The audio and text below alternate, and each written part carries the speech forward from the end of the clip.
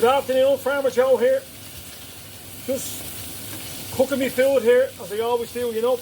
I put my cap back on here. Want to be in full character now when I'm eating this food, you know.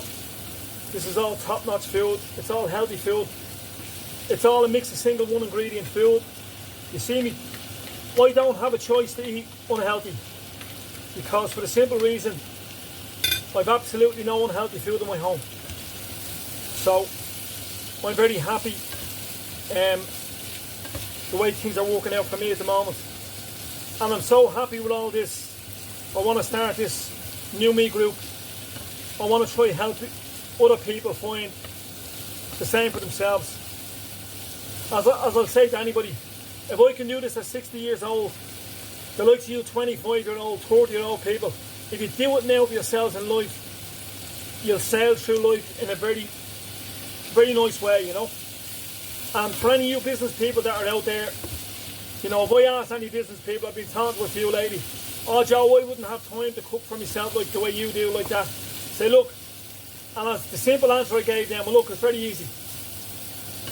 If you don't make time for your health, you'll be forced to make time for your illness. Now, if you're a businessman and you have a good thriving business and all of a sudden something happens to you, your health, not alone will you stop, but your business will stop also. So don't be kidding yourself, you've no time for your health, you know. At the end of the day, your health is your wealth. I was in a graveyard the other day for my mother and father, and there's many rich people that ended up in the graveyard. So look, make time for your health. 80% of your health is your diet. And clever business people should know that. But you see, the thing is, they're caught that up much in their business, they forget about themselves. So listen, all have a nice day. Farmer Joe in Dublin, just nearly 1 o'clock here on a Saturday.